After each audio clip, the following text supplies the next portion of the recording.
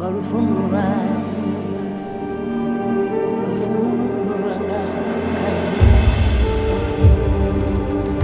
there, we are in Luke chapter 5 and reading from verse 12. While Jesus was in one of the towns, a man came along who was covered with leprosy. When he saw Jesus, he fell with his face to the ground and begged him, "Lord, if you are willing, you can make me clean." Jesus reached out his hand and touched the man. "I am willing," he said. "Be clean." And immediately the leprosy left him. Then Jesus ordered him, Don't tell anyone, but go show yourself to the priest and offer the sacrifices that Moses commanded for your cleansing as a testimony to them." Yet the news about him spread all the more, so that crowds of people came to hear him and be healed of their sicknesses. But Jesus often withdrew to lonely places and prayed. So this is a really interesting passage. It deals with one of the concepts in Christianity that I have one of the biggest kind of issues with or challenges with, and that's the idea of healing people. I have prayed for many sick people, and I can't remember any time I've actually prayed for someone and they've been healed. Certainly no miraculous healing like this. Man with leprosy, which was probably kind of like compared to the AIDS of the day, or the Ebola virus of the day, it was something that was incurable. People with leprosy were forced onto the outskirts of town. People had nothing to do with them. They didn't want to touch them or anything. And so there's a man with the worst disease, or one of the worst diseases around, comes to Jesus, and Jesus simply says, "Be healed." And the man's healed. And so that always blows my mind. And I kind of live with the tension of absolutely believing it happened when Jesus did it, and absolutely believing, well, my experience, that I've prayed for people to be healed.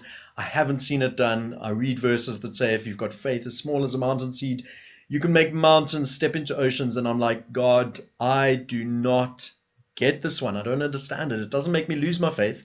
It just continually keeps me questioning and wrestling. And I've got friends who have prayed for things and seen miraculous things, seen people walk that were lame, seen blind people see again. I've got friends that have prayed for people and seen that happen. And so I believe it happens. I do believe there's a gift of healing, but at the same time, I believe that we're all called to pray for people for healing. And so I will continually step in faith. If somebody asks me to pray for them to be healed, I will pray for them to be healed. And just trust and hope that God will heal them. But it is one of those interesting ones because it's something I believe in, but I haven't seen happen in my own life. And so it continues to be a wrestle, continues to be a weird thing.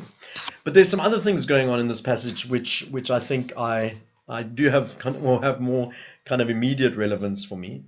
And the one is this whole thing of Jesus reaching out and touching the man.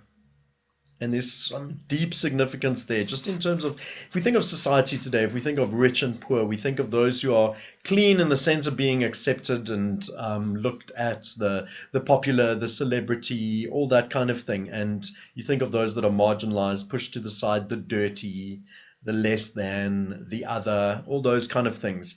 Here, Jesus, who is the rabbi, the teacher, the one at the center of attention, reaches out and touches this man. So it's like the utmost clean and the utmost unclean kind of connecting, and God saying nothing is too unclean for me to get my hands dirty with.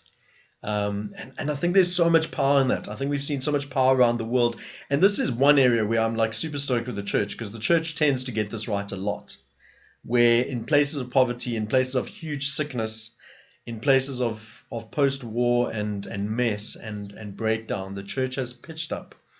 And we've reached out, we've connected, we've fed, we've touched people, we've nursed people back to health. And so Jesus gives a powerful example there of touching someone that would have made him unclean and not be allowed to go into the temple even. So religiously, culturally, it would have had huge ramifications. And Jesus sees the man. The way to really see the man, not just sees the man. Everyone that looked at him would have seen leprosy. Jesus sees past the leprosy. He sees the man. He sees the potential. He sees the real person. I see you. I see you. You are loved by God. You are loved by me. And now I'm going to make you well. So that is very powerful, that Jesus touches the man to heal him. Where we've seen in other places, Jesus just spoke words and people got healed. So he could have done it. But there's significance in the touching him. Who are you scared to touch? Who are you scared to talk to sit down next to? We can't. I don't know if we can give people dignity just in the same way as I don't know if we can give anyone a voice, but we can recognize the dignity in another person. And so for me, some of those people would be maybe the people at the traffic lights that are begging, or car guards maybe. They are various people that it feels not necessary to shun, but it feels easier to shun or feel uncomfortable with or whatever. Am I prepared in the crowd, in town, out in the suburbs, to sit down with a person on the side of the street and just see him, listen to his story, spend some time with him? And is there anyone that you are not prepared to see, connect with, be close to? Is there anyone that you won't touch? And then it's interesting that Jesus orders him, don't tell anyone, but go show yourself to the priest, offer the sacrifices that Moses commanded for your cleansing as a testimony to them. Yet the news about him spread. So he tells the guy not to tell anyone. There were other people there, I think. There were probably the crowds there, so maybe the guy didn't tell, but I had leprosy, I don't have leprosy anymore. That's a really difficult one to keep quiet about, I think. But what's interesting is he says, go show yourself to the priest, offer the sacrifice that Moses commanded. So it does say the reason for that is as a testimony to them. But I think there's also something we've seen a little bit of, the linking of the Old Testament, the tradition, the culture, to the New Testament, that Jesus doesn't just come along and just cancel everything, but he actually works within the framework of what was needed, of what was required. And he says, go do what the law says. And I love that. It helps us with this idea that the God of the Old Testament and the God of the New Testament are actually the same God. Like, he connects the story. This is the same thing, and I think that's really cool. And the news about him spread all the more. The crowds of people came to hear him and be healed of their sicknesses. And so people have often said, yeah, Jesus didn't heal everyone, but every single recorded time when Jesus prays for someone to be healed, they get healed. There's no stories in the Bible about Jesus praying for someone they didn't get healed. There's one story where Jesus prays for a guy and he gets semi-healed, and Jesus prays some more and he gets fully healed. But we don't ever see Jesus praying for someone and they don't get healed. We know there are sick people around in certain places where it seems like Jesus doesn't pray for all of them. And so there might be people that are allowed to keep their sickness.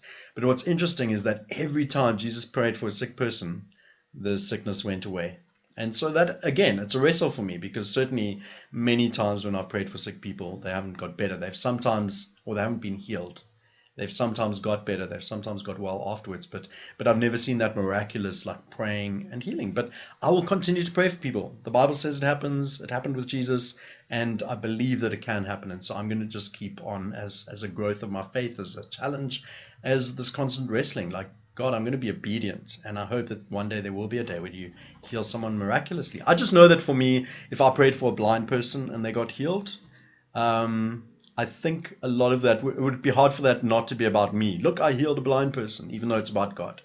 And so maybe there's a sense of God just knowing my character, knowing my weaknesses, and going, maybe it's not going to be good for you if you start praying for people and they're healed miraculously. Maybe that's going to be too much of a stumbling block for you. And so maybe to keep me humble, or to help me be humble, maybe there's something in there. And then the last line, and we know that the actual verses and chapters in the Bible were not put in, they were added later, so it's not an actual section that was meant.